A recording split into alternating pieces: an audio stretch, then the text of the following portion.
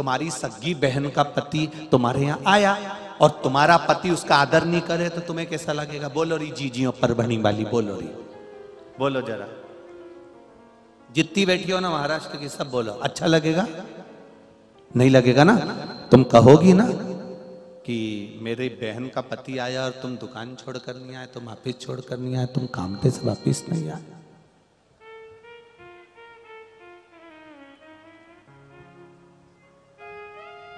पति कहेगा मैंने दुकान पे उनसे मिल लिया था, भले मिल लिए थे पर कम से कम आधा घंटा तो देते थोड़ा बहुत तुमको। कौन किसके यहाँ आ रहा है?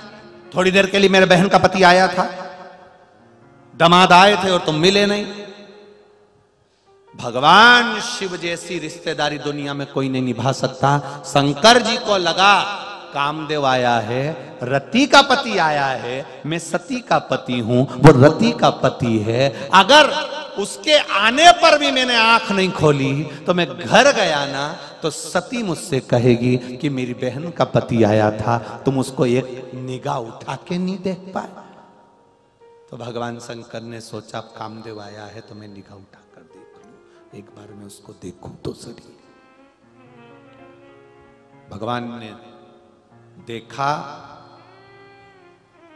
अब नारद जी को कौन समझाए कि रिश्तेदारी निभाना शिव जी से सीखना चाहिए।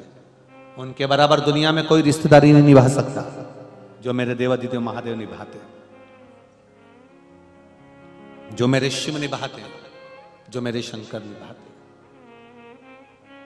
अहंकार जाग गया, अभिमान जाग गया, अंत में स्वयं का बंदर का मुख बन गया, क्रोध आ गया, भगवान को श्राप दे दिया। अब पछता रहे हैं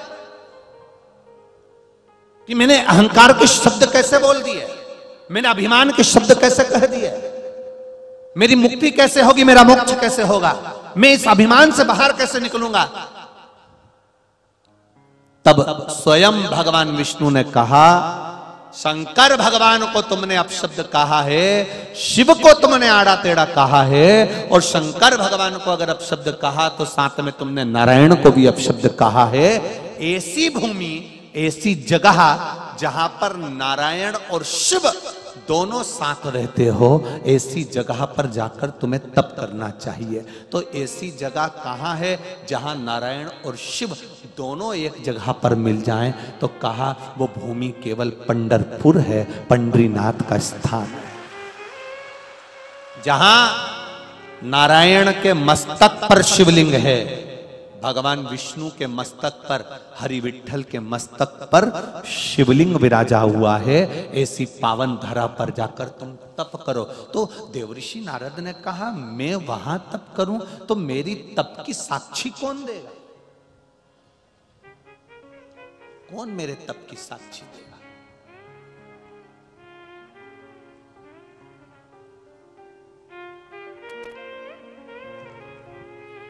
तब की साक्षी कौन दे? बहुत जोरदार कपड़े पहनो तुम, बहुत अच्छी साड़ी पहनो तुम, और कोई तुमसे एक बार भी नहीं बोले कि तेरी साड़ी अच्छी लग रही है, तो कितना बुरा लगे। कि एक बार किसी ने नहीं किया मैं इतनी साड़ी लाई, अच्छी लाई, जोरदार लाई, मैं रोज पटली डाली, पटली डाल के पिन लगाई, पिन लगा के मैंने सिर पे भी ली, उसके बाद भी किसी ने नहीं किया कि इतनी जोरदार साड़ी पहनी। तो साक्षी नहीं दी किसी ने कि इसमें साक्षी तत्व।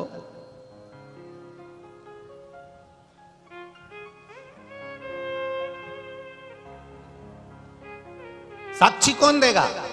कि देवऋषि नारद का जो अभिमान टूटा, उसका जो तप करा, उसकी साक्षी कौन देगा? तो क्या साक्षी वही दे सकता है जिसने, तुमने तप करा और तुमसे ज्यादा जिसने तप करा। देवऋषि नारद कहते हैं मुझसे ज्यादा तप कौन कर लिया? कौन करा होगा और कौन करेगा? मुझसे ज्यादा तप कौन करेगा और मुझसे ज्यादा तप समुद्र में कौन जाए? कौन कर सकता?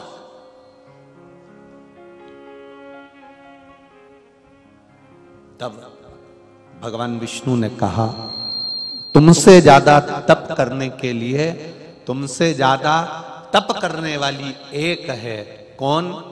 कहा जो भगवान नारायण के चरणों में रहना चाहती थी, शिव की प्रिया थी, भगवान शंकर की भक्ति में डूबी रहती थी, दिन रात तप साधना करती थी, एक पल भी उसका खाली नहीं जाता था। वो चंद्रभागा है, उसके सिवाय हो कोई नहीं। वो चंद्रभागा,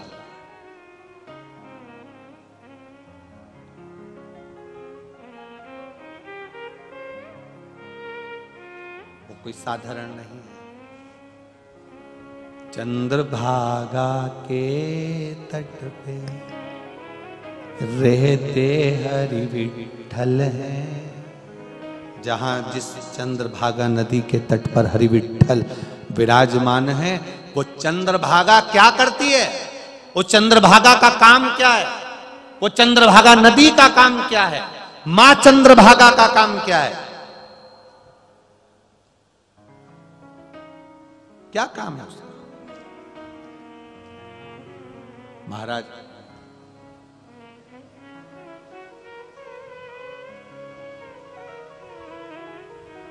क्या काम हो सकता है? जिस ऋग्वेद में चंद्रभागा का नाम दिया गया है, ऋग्वेद में चंद्रभागा का नाम है, महाभारत में चंद्रभागा का नाम है,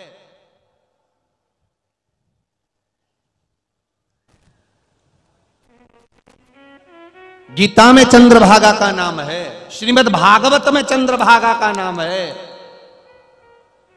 द्रौपदी ने 1000 वर्ष तक तप करना चाहा है चंद्रभागा नदी के तट पर।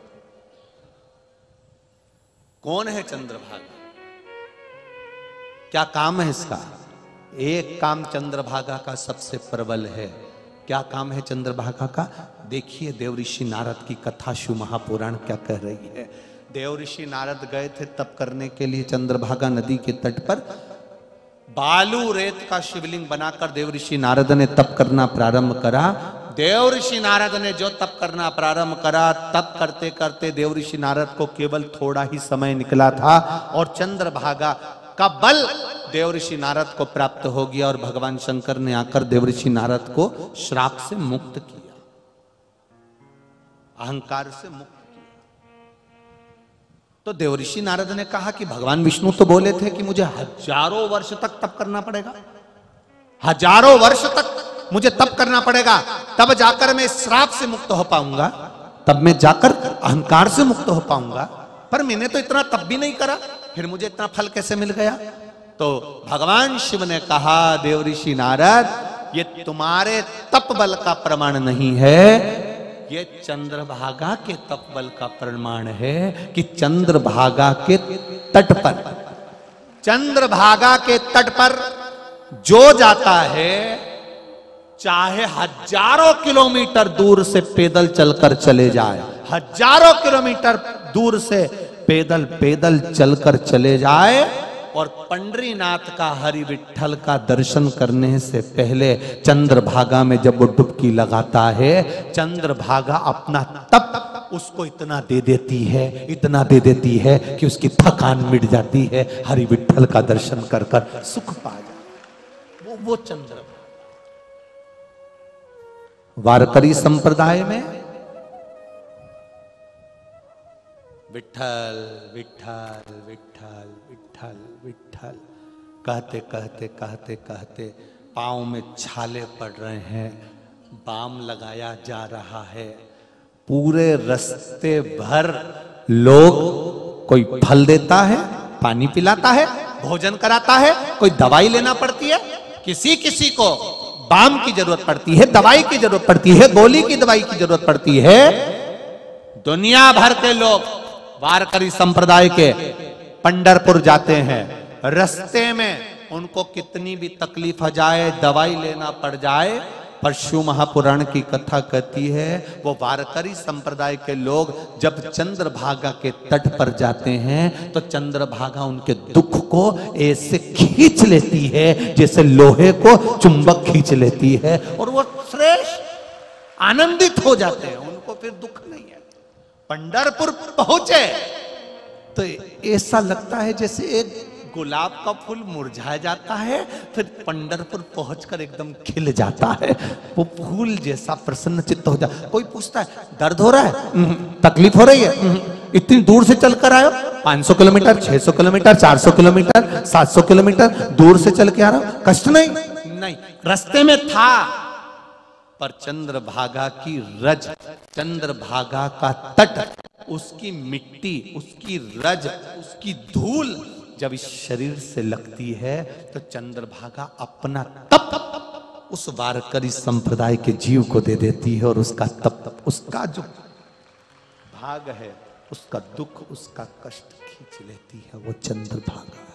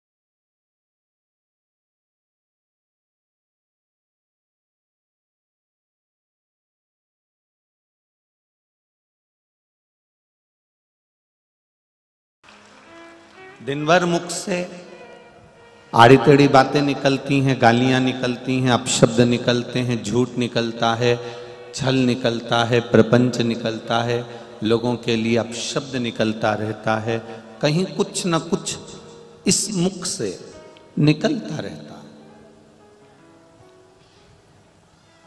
और निकलते हुए उस मुख से अगर दिन भर में एक बार भी श्री शिवाय नमस्तुभ्यम निकल जाए, पंचाक्षर मंत्र नमः शिवाय निकल जाए, षडाक्षर मंत्र ओम नमः शिवाय निकल जाए, या मेरे हरिविठ्ठल का नाम या स्वामी समर्थ का नाम निकल जाए, तो समझ लेना कि इन तुकाराम जी, नामदेव जी का नाम लेकर आज मेरी जिह्वा अच्छी हो गई है, जो दिन भर में एक बार भगवान का नाम निकला।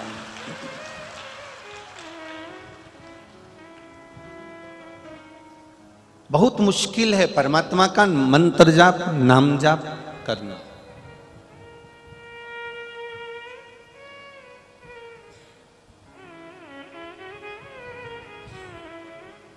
दुनिया के लोगों को बदलने के लिए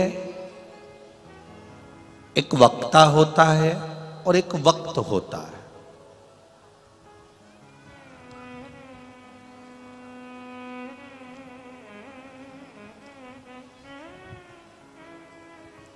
जब किसी वक्ता के माध्यम से राष्ट्र बदल रहा हो, वक्ता के माध्यम से आपका जीवन बदल रहा हो, वक्ता के माध्यम से आपके रहने बैठने का तरीका बदल रहा हो, वक्ता के माध्यम से आपका घर गृहस्थी का एक आनंद बदल रहा हो, तो समझ लेना कि अब तुम्हें वक्त नहीं बदलेगा, तुम वक्त को बदल सकते हो अगर तुमने वक्ता के कहने पर अपने जीवन को बदलने का प्रयास किया तो।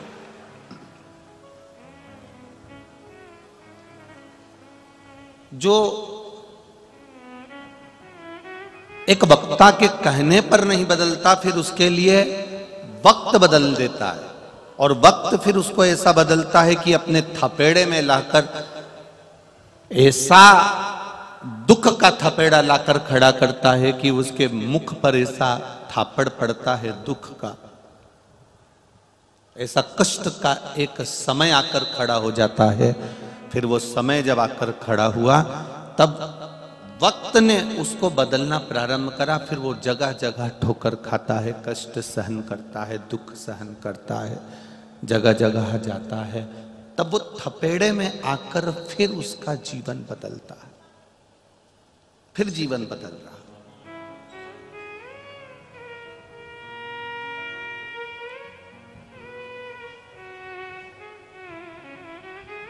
भगवान से प्रार्थना करना कि हमको वक्त का सामना ना करना पड़े। भगवान से प्रार्थना करना कि हमें वक्त का सामना ना करना पड़े, हमको वक्त ना बदले। मेरे जीवन को अगर बदले तो कोई नामदेव जी, तुकाराम जी, स्वामी समर्थ जैसा वक्ता बदले, जिससे मेरा जीवन सार्थक हो सके।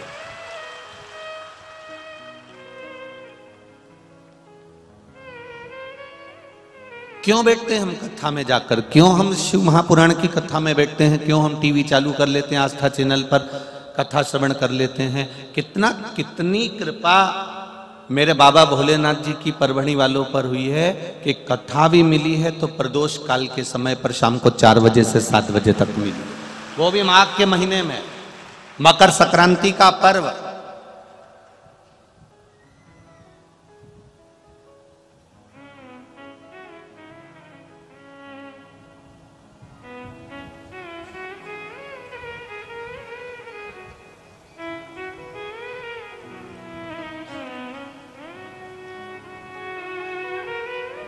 अब जरा विचार करिए कि कुछ तो कृपा बाबा की रही होगी ना उसमें, नहीं तो ये बड़ा मुश्किल है साहब कि हो जाए और इतनी व्यवस्था एक साथ में जुट जाए, ये बड़ा मुश्किल पड़ता है। पर कहीं ना कहीं शिव तत्व है,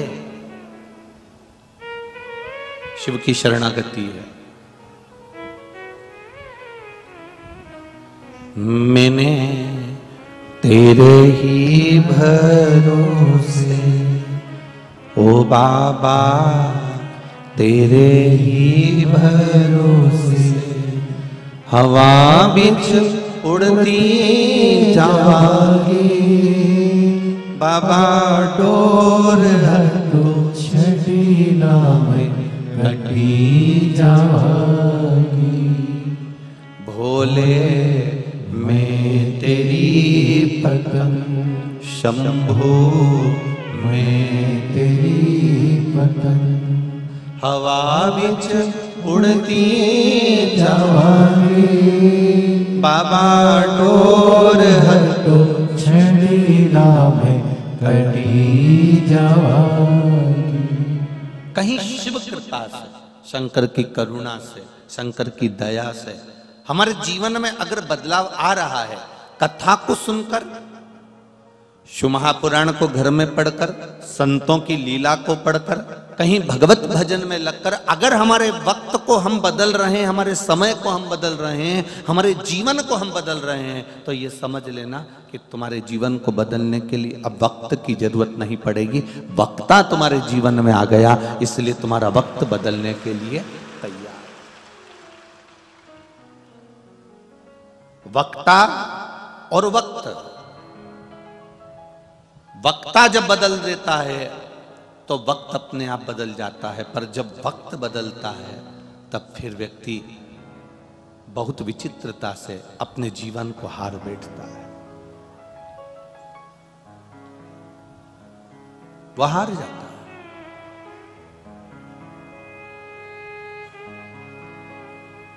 हरि विठ्ठल मेरे पांडुरंगा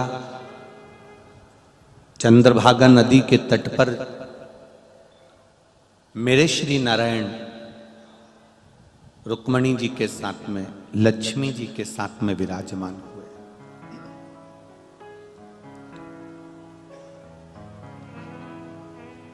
पौंडिक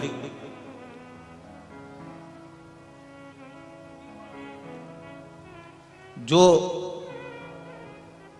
बाल्यावस्था से क्रोधी था,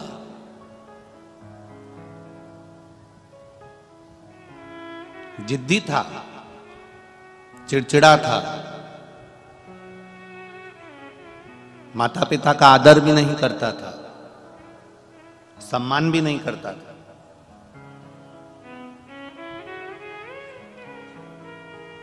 माता पिता ने उसको वक्ता बनकर समझाया भी बहुत। ऐसा नहीं कि माता पिता ने नहीं समझाया, उनको बहुत समझाया। दुनिया के कोई भी ऐसे माता पिता नहीं होते जो अपने बच्चे को समझाते नहीं है, ज्ञान नहीं देते।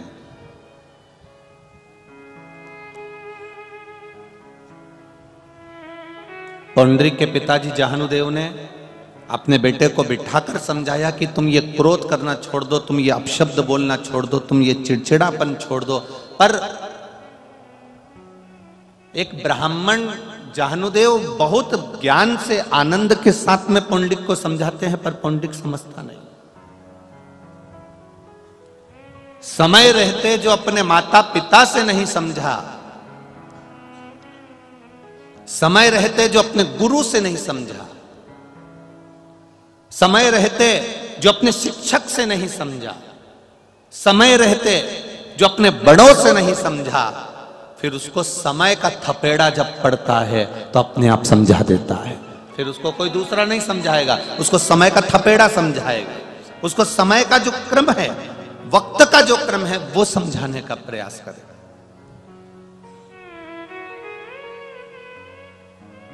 एक दिन पुंडलिक की माताजी सत्यवती जी अपने पति जाहनुदेव के साथ में विराजमान थी। दोनों भगवान की भक्ति में लगे रहते थे, भजन करते, कीर्तन करते, मंत्र जाप करते, नाम स्मरण करते। और बेटा उनसे चिढ़ता, क्या लगे रहते हो ये तुम दिन भर, क्यों ऐसा काम करते रहते हो दिन भर। परिवार में सब तरह के लोग रहते हैं। अगर एक बहू भगवान की भक्ति कर रही है, एक बहू भगवान का भजन कर रही है, तो जरूरी नहीं है कि तुम्हारी दूसरी बहू भी भगवान का भजन करेगी। कोई जरूरी नहीं कि तुम्हारा एक बेटा अगर भगवान के भजन में लगा है, एक बेटा मंदिर जा रहा है, एक बेटा भगवान का भजन कर रहा है, तो दूसरा बेटा भी भजन करेगा। ये पक्का नहीं हो सकता वो।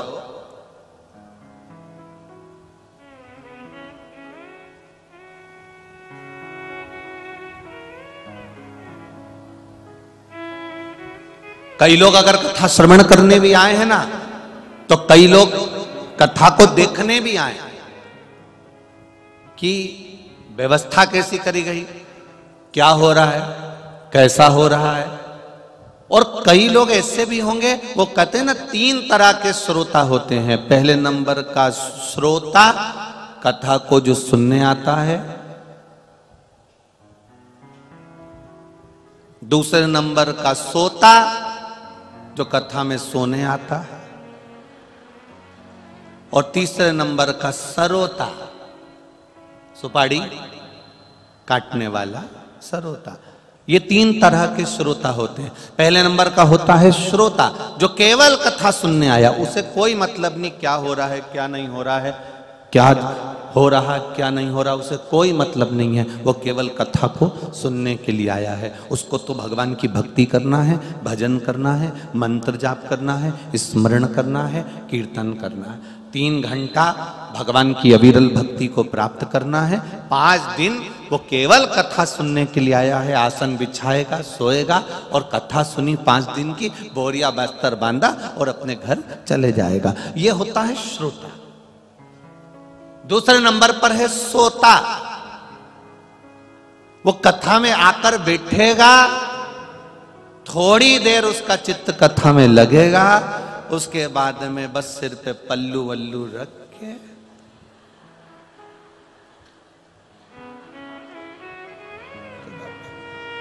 अब पड़ोसन उसको जगाए भी ना कि सो रहा है, तो फिर ऐसे ऐसे क्या कर रही है? वो तो भगवान भाग रहा है, तुम्हें बुला रही,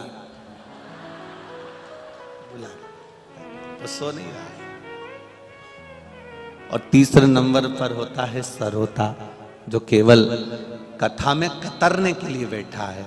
महाराज जी ने क्या बाचा, क्या नहीं बाचा, महाराज जी ने जो बाचा उससे मतलब नहीं, महाराज जी ने जो नहीं बाचा उससे मतलब है। कतरता रहेगा दिन भर, हाँ बताओ ऐसा कर दिया, प्रसाद तो बटा ही नहीं, मैं तो प्रसाद के लिए आया था, उसने ऐसा कर दिया, हमको तो यहाँ बैठने की जगह नहीं मिली, हमें तो ये नहीं मिला, हमें तो वो नहीं मिला। वो केवल 24 घंटा सुपारी जैसा कतरता ही रहता, केवल कतरता। पर मेरा विश्वास कहता है, शिव महापुराण की कथा सुनने वाला ना तो सरोता है ना सोता है, वो केवल श्रोता है जो कथा को सुन रहा हो। वो केवल कथा सुनने आया।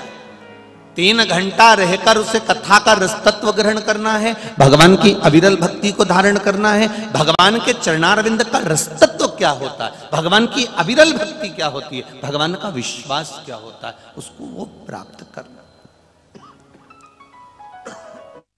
वो प्राप्त करना, अविरल भक्ति को प्राप्त। महाराज सत्यवती ने समझाया, जानुदेव ने समझाया, पुंडलिक को खूब समझाया, खूब। पर पुंडलिक के लिए सत्यवती ने कहा, पुंडलिक की मां बोली कि एक काम करते हैं, अगर ये बेटा नहीं सुधर रहा तो इस बेटे को विवाह कर देते हैं। विवाह करने के बाद कम से कम धर्म पत्नी अगर आ जाएगी तो इसको धर्म में तो लगाएगी।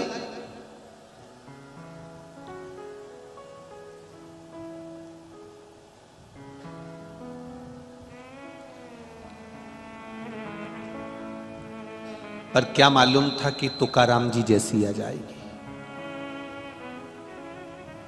किसको मालूम था। धर्म पत्नी आई, पौंडलिक की शादी हो गई, पर जैसा पौंडलिक था उससे दुगना क्रोध करने वाली आई।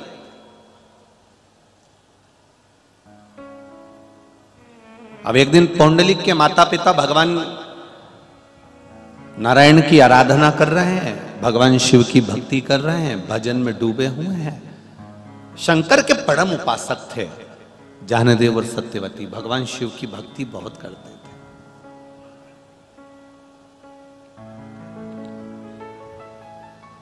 24 घंटे भगवान की भक्ति में डूबे रहते थे।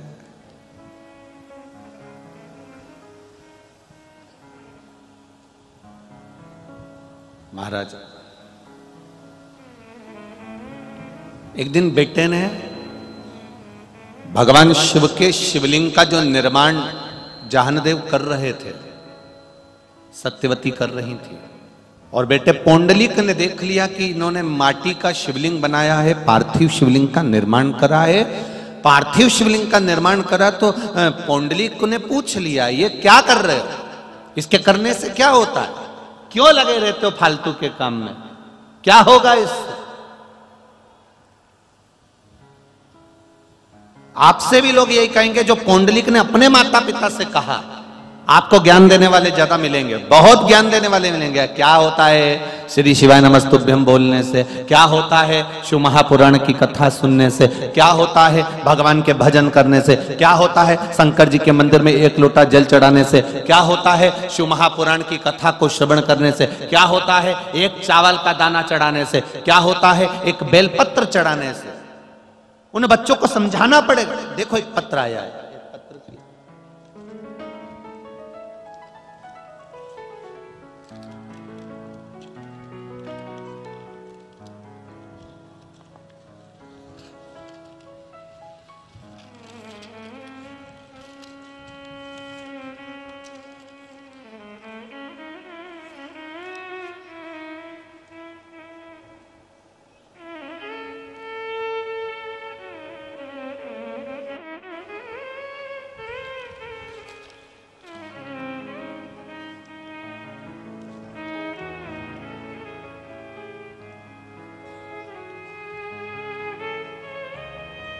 मैं अर्चना संजय जी पंडित, जिंतूर रोड, परभणी के निवासी हूं। कहीं बैठे हो तो हाथ हिलाइएगा, कहीं बैठे हो तो हाथ हिलाइएगा। मैं अर्चना संजय पंडित, जिंतूर रोड, परभणी। हमारी शादी को 21 साल पूरे हो चुके थे, लेकिन संतान नहीं थी। अच्छा आप ही हैं, ले आओ ले आओ ले आओ। हमारी शादी को 21 साल पूरे हो चुके थे, लेकिन संतान नहीं थी। खूब प्रयास करा, डॉक्टरों को भी दिखाया, पर सबने कह दिया था संतान का सुख आपको नहीं है। 21 साल में तो अच्छा व्यक्ति भी हार जाता है कि अब संतान नहीं होगी। पर शिव महापुराण का विश्वास, एक लोटा जल, एक चावल का दाना शंकर भगवान को चढ़ाना आपने बताया था, और सफेद आंकड़े की जड़ कमर में बांधना बताया था। बाबा की कृपा से हमको 21 साल के बाद में संतान की प्राप्ति हुई है। ये देव अधिदेव महादेव।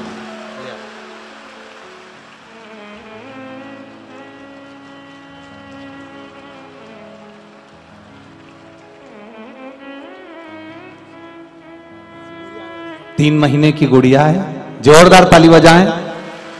बाबा की कृपा।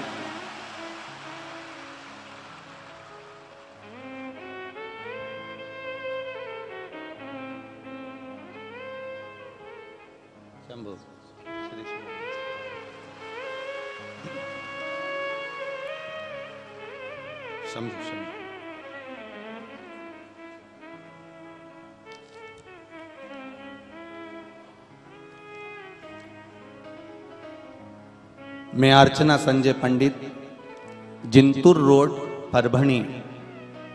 21 साल गुरुजी रोते रोते निकले हैं। कई लोग अपशब्द कह देते थे, बांझ कह देते थे, आड़ा टेढ़ा बोलते थे। शिव मंदिर जाना चालू कर दिया, श्री शिवाय नमस्तुभ्यम का मंत्र जाप कर दिया प्रारंभ, और फिर बाबा से कहा कि बाबा अब दुनिया की सुन ली और टीवी पे शिव महापुराण की सुन ली, अब आप जानो, आपका काम जाने। और बाबा की कृपा से मेरे यहाँ 21 साल के बाद संतान की प्राप्ति हुई। ये शिव तत्व है, शंकर है, औघड़ी। तेरी कृपा बिना न हिले एक भी अणु, लेते हैं श्वास तेरी कृपा से तनु तनु।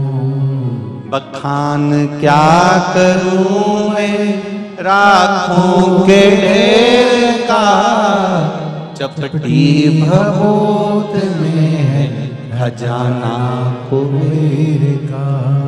एक पत्र और देखिए,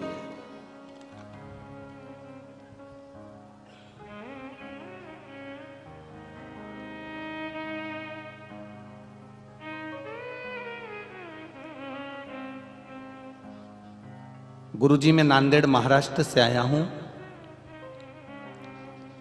दीक्षित कटर से है मेरा, मैं चिरंजी लाल दीक्षित हूं। कहीं बैठे हो दीक्षित जी तो हाथ हिलाइएगा। आप ही हैं, दोनों हाथ हिला दो एक बार। श्री शिवाय नमस्तुभ्यम। सबको नहीं बुला पाएंगे।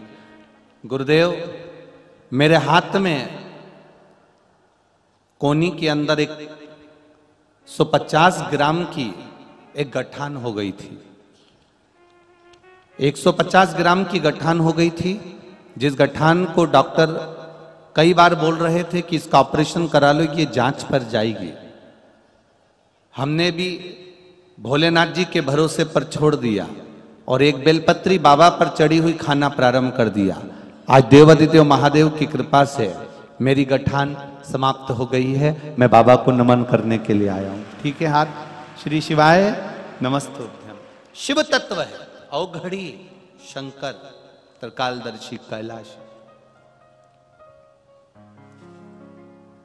कहेंगे लोग क्या मिलता है शिव महापुराण की कथा में जाने से? कुछ मिले ना मिले, कहने वाले को इतना कह देना, कम से कम 3 घंटे हम किसी का बुरा तो नहीं करते हैं, वो ही बहुत है। अगर कुछ मिला तो ठीक है, ना मिला तो भी ठीक है, परंतु हमने 3 घंटे किसी को गाली तो नहीं दी, हमने 3 घंटा किसी को अपशब्द तो नहीं कहा, हमने 3 घंटा किसी को आड़ा टेढ़ा तो नहीं बोला, हमने 3 घंटा भगवान का भजन तो किया, हमने 3 घंटा झूठ तो नहीं बोला। मोबाइल दिन भर चलाते थे, दिन भर झूठ बोलते थे, 3 घंटा कम से कम हमने झूठ तो नहीं बोला। बस इतना भी अगर हमने किया है तो हमारे ऊपर शिव की कृपा बनी है, ये समझ कर रखें। ये शिव तत्व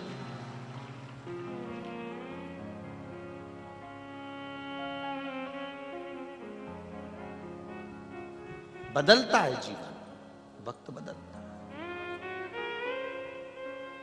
पुंडलिक ने कहा अपने माता पिता से, दोनों से कहा, क्या होता है शिव जी का शिवलिंग का पूजन करने से, क्या होता है शंकर भगवान के शिवलिंग का निर्माण करने से, क्या होता है शंकर भगवान के शिवलिंग का इस पूजन का क्या मतलब है। लोग कहेंगे आपको, जब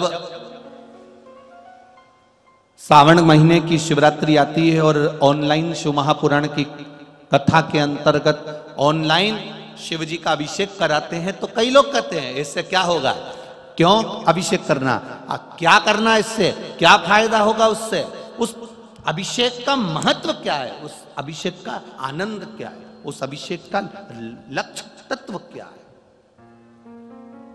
एक पत्र और देख लो उस अभिषेक की कथा को आगे बढ़ा।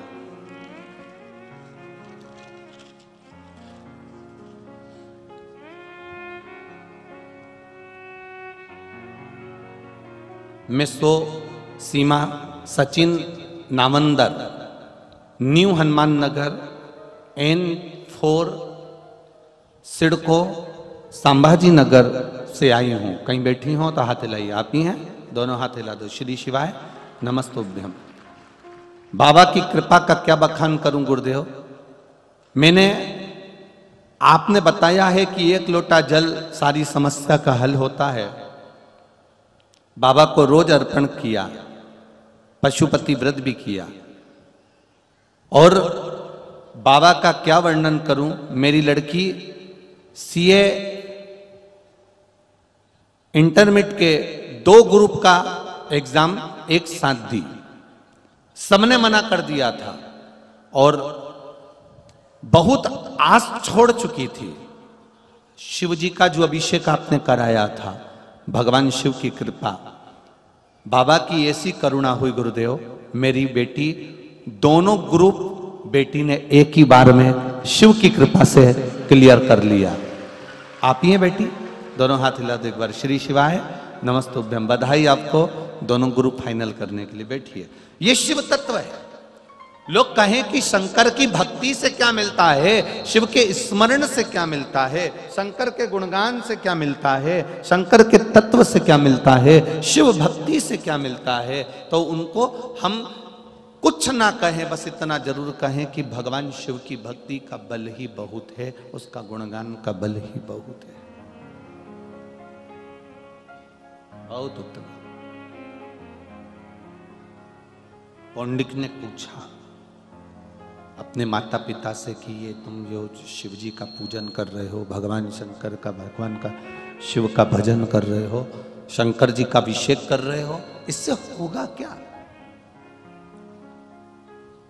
सारी समस्या का हल एक लोटा जल। क्या होता है एक लोटा जल से? हम हमारे मन के भाव, हम अपने मन के विचार, हम अपनी सोच, अपनी बुद्धि, अपना चित्त जब घर से एक लोटा पानी भरकर भगवान शिव की ओर लेकर जाते हैं तो केवल वो जल नहीं होता, अपने घर का सारा दुख, तकलीफ, कष्ट और अपने पिता से कहने के लिए एक लोटे जल के माध्यम से ले जाकर चढ़ा देते हैं कि मैंने अपने जीवन का सारा दुख, तकलीफ, कष्ट आपको दिया, आपको प्रदान किया, मैं आपको दे रही हूं।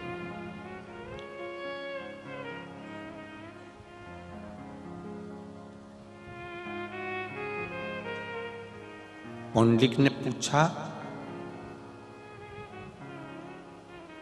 शिव जी के अभिषेक को देखा, शंकर भगवान की थाली को, अभिषेक की थाली को पौंडिक थोड़ा सा हिलाया।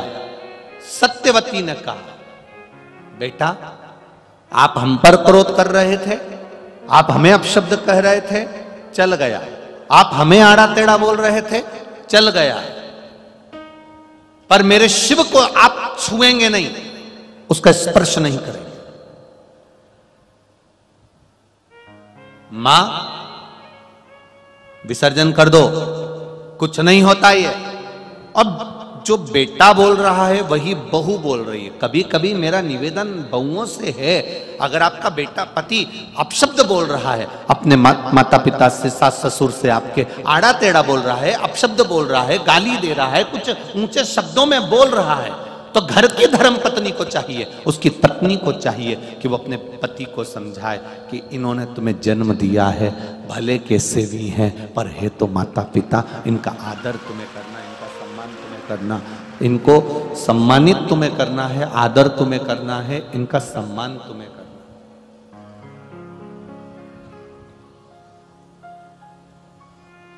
ये धर्मपत्नी का लक्षण। केवल होटल में जाकर हफ्ते में 2 बार खाना खा लेना, डेंटिंग पेंटिंग कर लेना, या 1 घंटे तक कुर्सी पे बैठ के धागे से ये कर लेना, और गुपचुप के ठेले पे, पानी पतासा के ठेले पर खड़े होके पानी पतासा खा लेना, ये धर्म पत्नी का लक्षण नहीं है। धर्म पत्नी का लक्षण है जैसे मंदोदरी के सामने पत्र आ गया था, हनुमान जी ने जाकर कह दिया था कि मंदोदरी, राम जी महाराज भगवान शंकर की पूजन कर रहे हैं, रामेश्वर धाम की स्थापना कर रहे हैं, कोई विद्वान पंडित नहीं मिलता।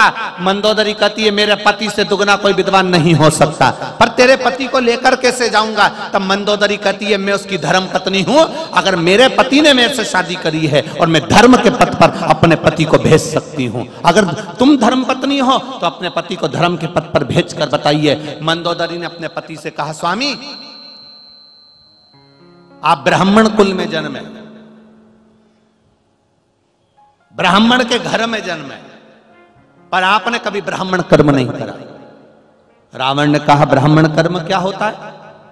क्या होता है ब्राह्मण कर्म?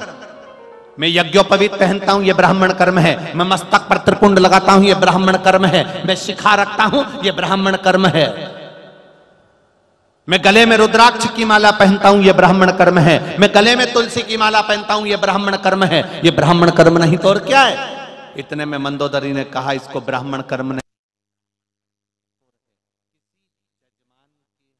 कर कभी तुमने पूजन कराई है? किसी यजमान के यहां तुमने कभी पूजन कराया? किसी यजमान के यहां तुम कभी पूजन कराए हो? रावण कहने लगा जजमान भी तो मिलना चाहिए, जिसके यहां मैं पूजन करा सकूं। यजमान भी तो मिले जिसके यहां मैं पूजन कराऊं।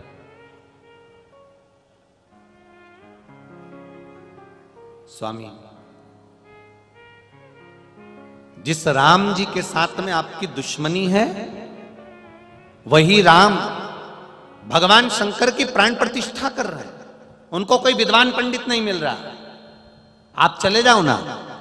रावण कहते हैं वो प्राण प्रतिष्ठा कभी जिंदगी में नहीं कर पाए। मंदोदरी ने पूछा वो कैसे? प्राण प्रतिष्ठा करने के लिए जोड़े से बिठाया जाता है पति पत्नी को। पत्नी तो मेरे पास में है, अकेला पति कैसे प्राण प्रतिष्ठा कर लेगा? मंदोदरी ने कहा विद्वान पंडित करता क्या है फिर? अगर मान लो धर्म पत्नी नहीं है तो विद्वान पंडित क्या करेगा? तो क्या ये तो गुरु के ऊपर है, तो आप गुरु बनकर जाइए ना। रावण हंसता हुआ कहता है मैं और गुरु बनकर? हाँ, अगर मैं जाऊंगा ना तो सीता को ले जाना पड़ेगा, और अगर सीता को ले गया और राम ने रख लिया तो? मंदोदरी कहती है मैं वचन देती हूं कि सीता को मैं वापस लेकर आऊंगी। क्या सीता मेरे साथ जाएगी?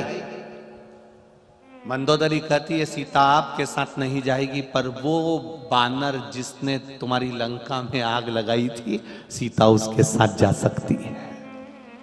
सीता उसके साथ जा सकती है। साक्षी में मैं चलूंगी, साक्षी में मैं स्वयं चलूंगी, साक्षी में मैं स्वयं चलूंगी। चलो। रावण सोने के मुकुट को भूमि पर रखकर, सीता डोली में बैठकर जब पूजन करने के लिए गठजोड़ा बांधकर बिठाया है,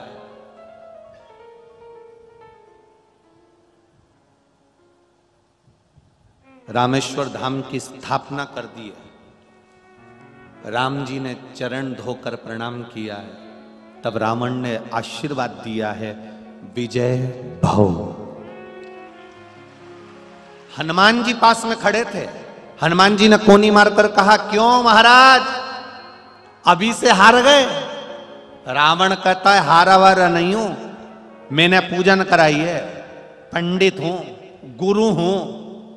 जजमान कोई भी हो, गुरु का फर्ज है कि पूजन कराने के बाद आशीर्वाद तो देना ही पड़ता है, इसलिए मैंने विजय होने का आशीर्वाद दिया है। मतलब आपने अपनी हार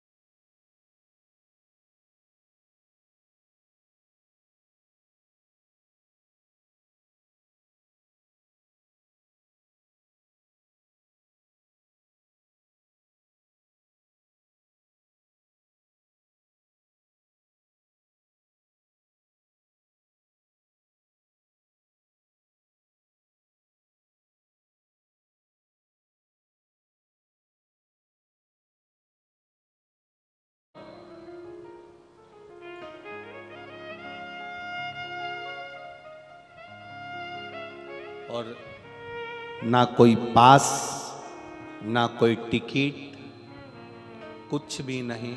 सांसद जी आपको धन्यवाद है बहुत बहुत। कोई पास नहीं, कोई टिकट नहीं, बस आओ, पहले आओ और पहले जहां जगह मिल जाए वहां बैठ जाओ। पर निवेदन केवल उनका इतना सही रहा है कि अपने कारण किसी को कष्ट ना हो, किसी को जल्दी जाना रहे तो वो पीछे पीछे बैठे चुपचाप से खसक ले, उसमें कौन देखा। अपना शरीर का कोई कपड़ा भी चलते समय, जाते समय, कथा कोई सुन रहा है, ध्यान लगाकर सुन रहा है, अपने शरीर का कोई कपड़ा भी उसको ना टच हो, या तो उठो मती या फिर आगे बैठो मती। दो काम क्रम हो कि मुझे पूरी कथा सुनना है। 5 दिन की कथा में मेरा बाबा भोलेनाथ कितना देता है ये तो वही जान सकता है, उसके सिवा कोई नहीं जान सकता। वो जाने, उसका काम जाने, ये उसके ऊपर है।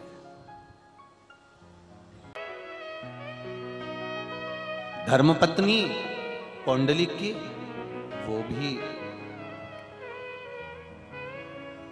पौंडलिक के साथ ही मिली हुई थी, वो भी पौंडलिक के साथ मिली।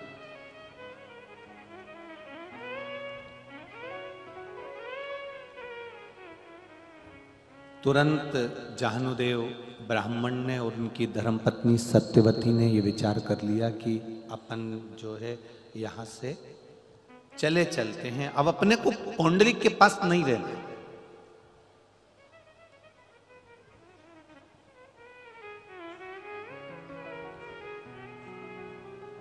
एक बात बहुत अच्छे से ध्यान लगाना जाहनदेव की कथा से, पौंडलिक की कथा से।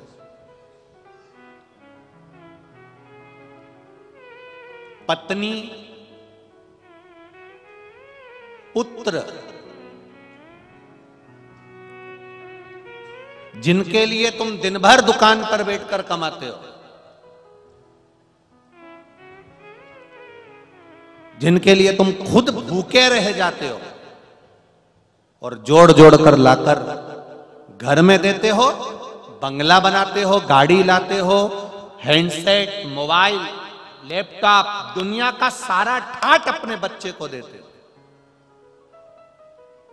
एक बात अपनी जिंदगी में उतार कर रखिए, यदि जिनके लिए तुमने कमाया, जिनके लिए तुमने जोड़ा, जिनके लिए तुम लेकर आए हो, जिनके लिए तुम दे रहे हो, वही पत्नी और वही पुत्र यदि आपके कहने पर ना चले, आपका आदर ना करें, आपका सम्मान ना करें, जरा सी बात पर बेटा चिल्लाकर दौड़ने लगे, जरा सी बात पर पत्नी चिल्लाकर दौड़ने लगे, तो निवेदन है फिर दुकान पर सुबह 8 बजे से 10 बजे रात्रि तक क्यों बैठे हो?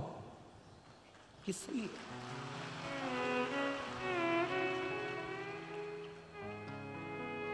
किसके लिए कमा रहे हो? किसके लिए जोड़ रहे हो?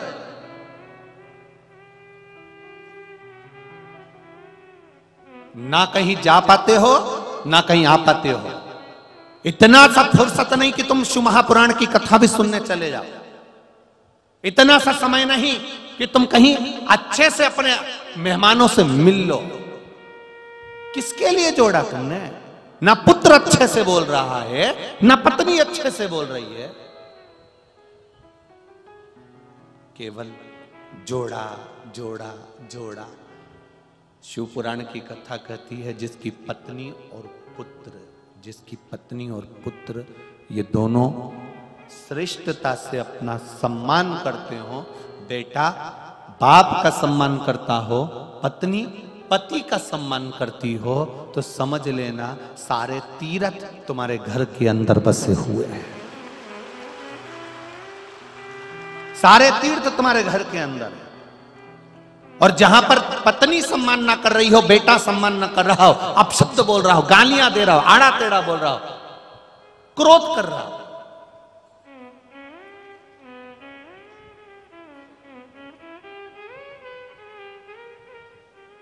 फिर वहां इतनी बड़ी बड़ी भगवान की मूर्ति भी रख ली ना हरि विठ्ठल की, और खूब पूजन भी कर रहे हो, तो समझ लेना वो स्वर्ग नहीं है, वो आनंद नहीं, वो सुख नहीं, वो स्वर्ग नहीं है, वो सुख नहीं, वो आनंद नहीं है, उसमें आनंद की अनुभूति नहीं है। फिर समझ लीजिए उसमें सुख का अनुभव नहीं हो पाएगा।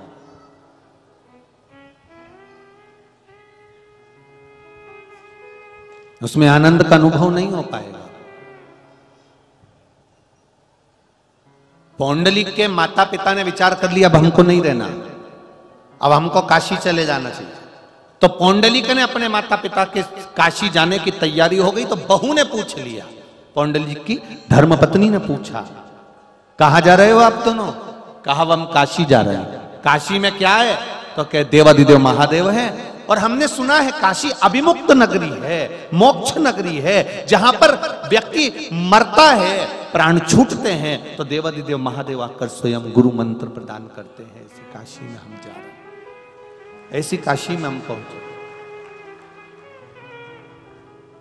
उस काशी के अंदर हमारा प्रवेश हो रहा है, उस काशी में हम लोग जा रहे हैं। दोनों बेटे से भी नहीं बोले, बहू से भी नहीं बोले, बस इतना कहकर दोनों माता पिता काशी के लिए जाहनुदेव और सत्यवती जाने लगे। पीछे पीछे धर्म पत्नी ने अपने पति पौंडरिक को बुलाकर कहा, तुम्हारे माता पिता काशी जा रहे हैं। हमको लग रहा है कि ये काशी नहीं जा रहे, किसी महाराज के चक्कर में पड़ गए, तो घर का रखा हुआ सारा धन बांध के ले जा रहे। जिस महाराज को तुम्हारा धन प्रिय लगे, वो महाराज महाराज नहीं हो सकता, वो फिर कोई संत या साधु या गुरु नहीं हो सकता, वो केवल एक लुटेरा ही हो सकता। जिसको तुम्हारे धन की प्रियता लगे, जिसको तुम्हारे सत्ता की प्रियता लगे, तुम्हारे वैभव की प्रियता लगे, तुम्हारे धन संपदा की प्रियता लगे, फिर वो संत नहीं हो सकता, वो साधु नहीं हो सकता, वो गुरु नहीं हो सकता, वो संत वो साधु गुरु नहीं है। एक बात परभणी की इस चंद्रभागा शिव महापुराण की कथा में कहना चाहेंगे। स्वयं तुकाराम जी ने अपने अभंग में चंद्रभागा को अपनी बहन कहा है।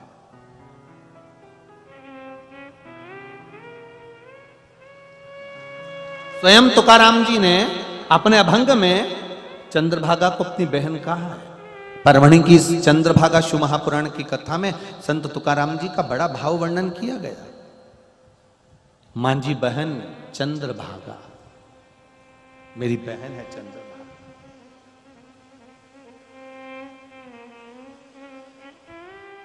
तुकाराम जी कहते हैं माझी बहन चंद्रभागा कारिती से पाप भंगा, अर्थात वो चंद्रभागा कैसी है? तो कहा केवल उसकी शरणागति में पहुंचकर, उसके चरणों में पहुंचकर, उसका स्नान कर कर, उसका दर्शन कर कर लोगों के पाप कट जाते हैं। तो संत तुकाराम जी कहते हैं उसी तरह संत होता है, उसी तरह साधु होता है, उसी तरह तपस्वी होता है, उसी तरह साधक होता है, उसी तरह उपासक होता है, जिसका मात्र दर्शन कर कर लोगों के पाप कट जाते हैं। केवल दर्शन।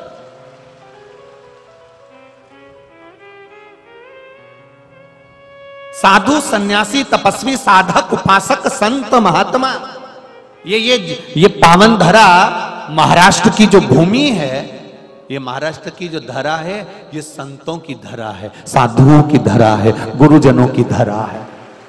ये धरा कोई साधारण नहीं। भारत भूमि के सबसे ज्यादा संत देने वाली भूमि है महाराष्ट्र की।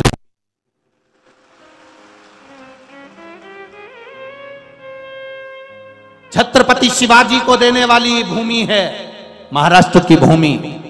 मां अहिल्याबाई को देने वाली भूमि है ये महाराष्ट्र की भूमि। ये कोई भूमि साधारण नहीं है महाराज। सकुबाई जैसी संत को दे देती है ये माँ।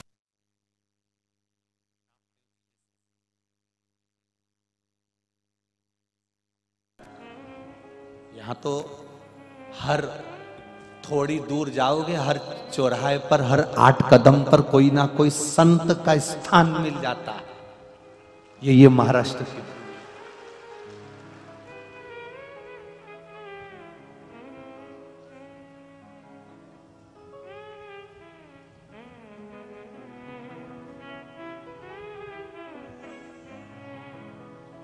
पर दुख एक होता जा रहा है। महाराष्ट्र की भूमि ने संत बहुत दिए, महाराष्ट्र की भूमि में ने साधु बहुत दिए, महाराष्ट्र की भूमि ने वीर बहुत दिए, महाराष्ट्र की भूमि ने ज्ञानी बहुत दिए, संत ज्ञानेश्वर जैसे यहां प्रकट हुए। महाराष्ट्र की भूमि ने बहुत कुछ दिया है। बस इतना निवेदन जरूर करना चाहेंगे कि जिस पावन धरा पर महाराष्ट्र की भूमि पर संत रहे, साधु रहे, सन्यासी रहे, तपस्वी रहे, भजन करने वाले रहे, उस महाराष्ट्र की भूमि पर आज देखा जाता है कि नवयुवक बच्चे व्यसन की ओर अग्रण्य होते चले जा रहे हैं। उनको वापिस खींचकर नामदेव जी, तुकाराम जी जैसे पावन चरणों में लाना है। नामदेव जी, तुकाराम जी जैसे पावन चरणों में लेकर आना है। वापिस उन संतों को, उन साधुओं को, उन गुरुजनों के चरणों में वापिस लाइए।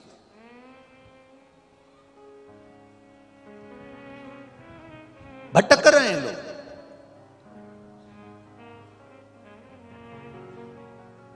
पुंडलीक अपनी धर्म पत्नी से करा, क्या माता पिता कहां गए? ऐसा लग रहा है कि धन लेकर गए। संत को धन की जरूरत नहीं है। संत को, साधु को, सन्यासी को, तपस्वी को और उपासक को तुम्हारी दौलत की जरूरत नहीं पड़ती है। संत को जरूरत है, साधु को जरूरत है आपकी।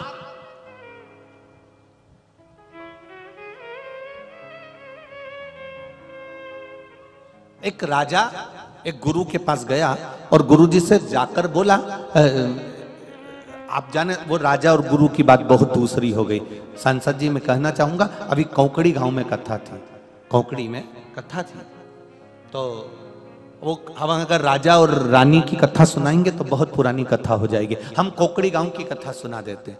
कौकड़ी गांव में कथा एक साधारण से लड़के ने करा, जायसवाल परिवार में, आपने टीवी पर भी देखा होगा। साधारण, ना उसके पास में धन है, ना दौलत है, ना वैभव है, ना सत्ता है, साधारण कथा। एक फैक्ट्री के मालिक को मालूम पड़ा, फैक्ट्री के मालिक हरिभाऊ जादव जी, जब फैक्ट्री के मालिक को मालूम पड़ा कि यहां कथा हो रही है, शिव महापुराण की कथा है, तो सांसद जी उन्होंने लेटर लिखकर भेजा। वो लेटर उन्होंने पढ़ाया कौकड़ी गांव के उन जायसवाल जी के पास में, वो लेटर आज भी है। उन्होंने लिखकर भेजा कि हमारे नजदीक में शिव महापुराण की कथा हो रही है।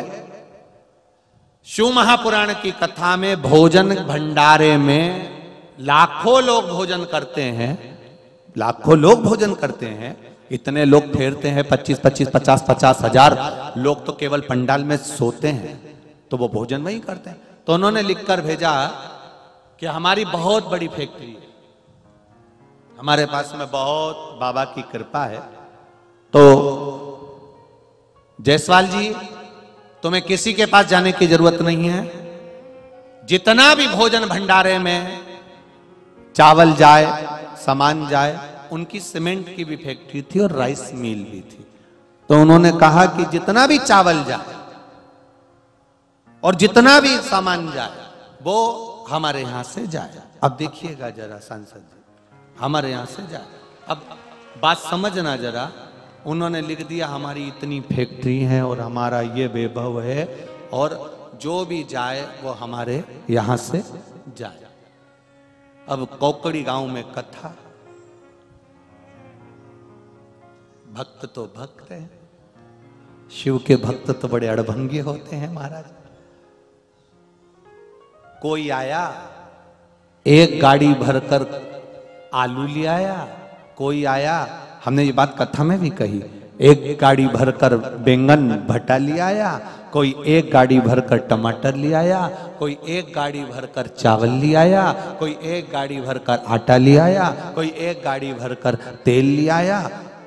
सांसद जी, भोजन पूरा समाप्त हो गया, 7 दिन की कथा पूरी हो गई, भंडारे में इतना सामान एक्स्ट्रा रह गया कि 7 दिन की कथा में और 10,000, 50,000, 1,00,000 आदमी भोजन कर ले।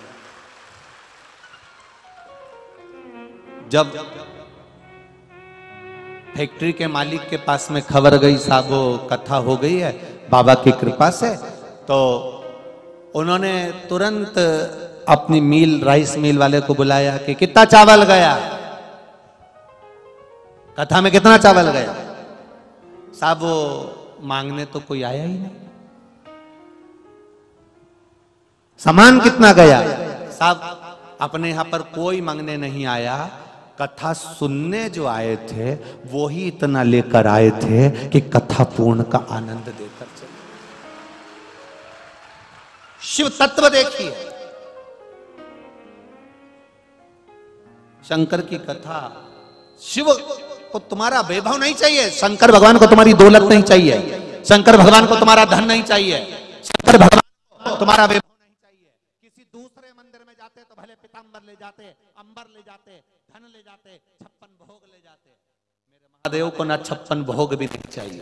मेरे महादेव को तो एक चावल का दाना, एक बेलपत्र और एक लोटा जल, और वो भी नहीं है तो 3 बार ताली, वो भी नहीं है तो शिखर का दर्शनम सर्व पाप नाशनम। मेरे महादेव को कुछ भी नहीं चाहिए, तुम्हारा धन, तुम्हारा वैभव, तुम्हारी सत्ता, तुम्हारी दौलत, तुम्हारा धन वैभव सब तुम्हारे पास में रखिए, उनको नहीं चाहिए।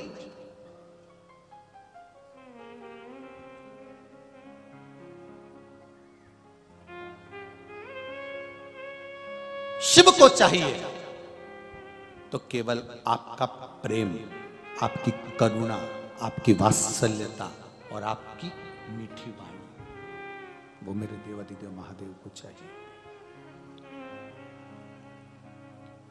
कभी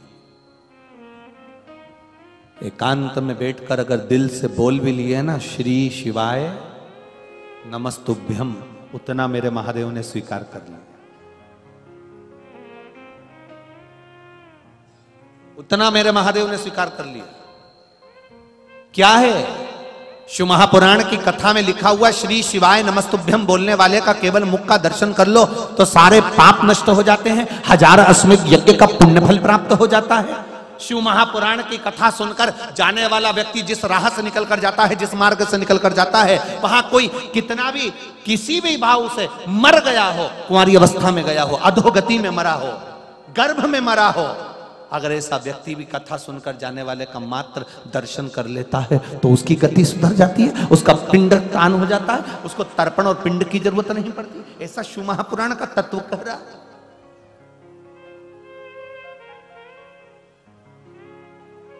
1000 वर्ष तक चंद्रभागा नदी ने तप किया है, और 1000 वर्ष तक चंद्रभागा तप करती है, और चंद्रभागा के तट पर हजारों वर्ष तक देवऋषि नारद तप करते हैं।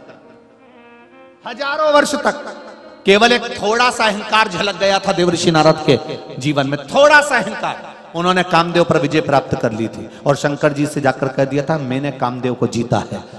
शंकर जी ने इतना कह दिया था, ये रुद्राक्ष की माला पहनो, मैं बड़ा प्रसन्न हूं क्योंकि आपने कामदेव को जीत लिया। पर भगवान विष्णु को मत कहना कि तुमने कामदेव को जीता है। पर देवऋषि नारद के भीतर इतना अहंकार, इतना अभिमान जाग गया था कि उन्होंने भगवान विष्णु के सामने जाकर कह दिया, जिसको महादेव नहीं जीत पाए उसको मैंने जीता है। धन तुम्हारा है, वैभव तुम्हारा है, सत्ता तुम्हारी है, दौलत तुम्हारी है, सब कुछ तुम्हारा है, पर जीवान भी तुम्हारी है, जिब्या भी तुम्हारी है। बहुत सोच समझ कर बोलना पड़ेगा, बहुत सोच समझ कर।